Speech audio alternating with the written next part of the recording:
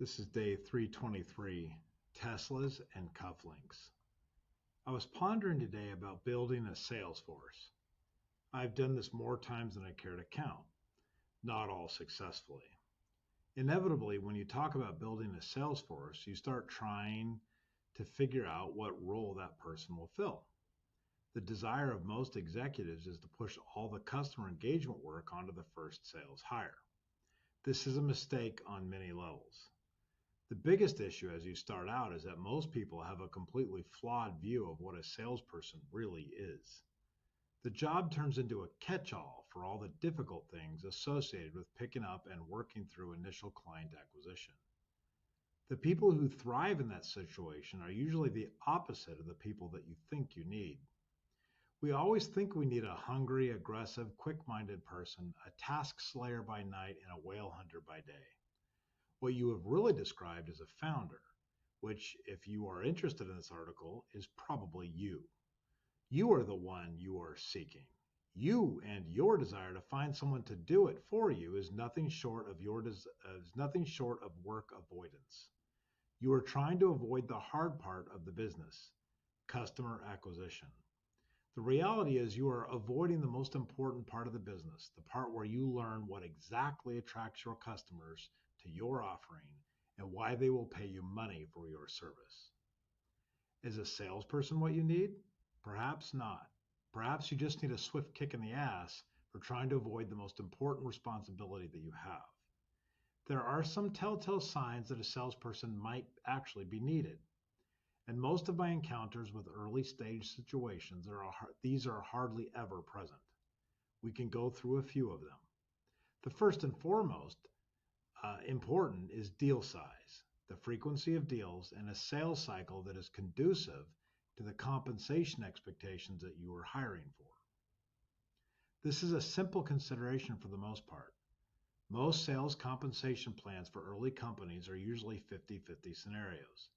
The type of salespeople that you will attract at this level want some guarantees, and they will also want upside on their efforts. Some people latch on to the pipe dream that they will find salespeople willing to work mostly at risk, but this animal does not exist in a business that does not have demonstrable pipeline. I've only seen this when the sale is fast, easy to deliver, and the return and payout are rapid. Once again, the person who is taking the risk is not your salesperson, it is you. That is why you are called an entrepreneur and they are called a salesperson. Don't get it twisted, as my 15-year-old likes to say when I ask her to do her brother's chore of taking out the garbage. If you have business coming in and you can predict the average sales cycle, then you are getting closer to your first sales hire. This does not mean estimating or guessing what your sales cycle is. It means actually knowing. You have had enough sales to calculate a predictive average where you can take a trimmed mean. You have enough closed deals to track the time from when they started to when they closed, and you can identify the amount of revenue charged and earned. You can then remove the highest and lowest numbers so the mean is more accurate, because you are dealing with the most common scenario that a salesperson will encounter. You would be surprised how many of us startup people develop amnesia and suddenly think that salespeople are the key to growing the business. Nope. Salespeople help you scale an already growing business. Once again, don't get it twisted. Now, one thing a business owner does have right is that there are multiple aspects of sales as a practice. There is customer acquisition, closing new business, customer expansion, and customer retention. Business owners are correct in thinking that sales includes all of those things. Some will argue that these are all separate and unique processes and need their own workflow and staffing. This is true in a mature company that has a pipeline of sales and a burden to manage each of those categories. A business owner instinctively knows that all of these categories will probably need to be handled by only a few people, and there most certainly will not be any departments created. However, they then proceed to think that they can hire a cheap intern to do what they call biz dev and lump all of this into that category. Putting it all into one category is not the problem. Relying on an inexperienced person to juggle all of that is the problem. This leads me to the title of this blog. If you do indeed have a demonstrable pipeline that is measurable and the results are predictable, then you are probably ready to scale. And that means hiring a salesperson. So, who should be the first target candidate? This is a haunting question that has kept many of us up at night, but I will tell you what I think the right answer is: Teslas and cufflinks. You think you need a technical person who can match your prowess with a product or service. You think you need a fearless cold caller who will crash through any gatekeeper. You think you need a guerrilla marketer with a social media follower count in the millions. You think you need a seasoned veteran with a pedigree of giant whales mounted in their proverbial dining hall. You need none of that. What you need is someone who does not care about your priorities. You need someone who will not answer your emails or respond to your task delegation. Someone who does not care about operational deficiency or what your PowerPoints look like. You do not want to see this person. You do not want them in the office before you get there. All the old concepts of the white Bible carrying, QBR deck reading, clean shaven IBM salespeoples are long dead. What you need is the person who brought the latest, greatest, and most expensive vehicle.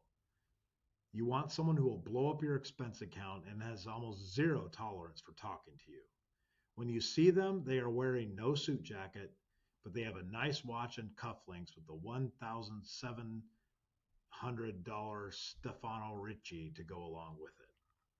By the way, just so you know, I do not like these people. I have no fear that they will know that I said this, because they would never read or listen to a blog like this. They do not have time for silly things like reading a blog. They do not have the time for much of anything. Life is hectic when you are living on your employer's expense account. Everything I said is making an early founder sweat right now. This sounds like a disaster waiting to happen, and there are times when it is. When you hire Teslas and cufflinks, there is a good chance that you will get a bad one. My batting average is about 50% on this. You cannot get attached to them. You need to pull the trigger on their employment fast. Do not worry. You are not hurting their feelings at all. This is just part of the job for them. Getting fired is a way of life, and they are used to it. They do not like it, but they accept it as part of the job. They are not worried because they are relationship people. They peddle in relationships, and that is what you are hiring. These are high-income people who live paycheck to paycheck, way above their means. They lease everything, and filing bankruptcy is not a matter of if, but when can I next? Now, you have to ask yourself a very important question. Do I need relationships to grow my business or not? This is the big question. Most entrepreneurs grow their business because of their relationships. When they tap out, so does their business. They fail not because they are bad leaders, but because they exceed the capacity of their personal network and never built a machine to sustain sales growth without them. So here's the question. Do you need Teslas and cufflinks to grow? For some business, this is an absolute yes. And if that is the case, do not hesitate. Hire two. One will fail. The other will bring you the next 10 or 20 relationships that you need to fuel your next stage of growth. If your business does not need the relationship, then it is most likely a lower value proposition with an easier entry point. And if that is the case, then you need to hire 20 Corollas and Oxford shirts. You have to get this right. You need to understand this distinction. If you do not, then you are going to fail. Do not hire prematurely. You must know your sales cycle. You have to understand that. Once you do, you should know the type of salesperson you need and roughly how many, because you know what your pipeline is.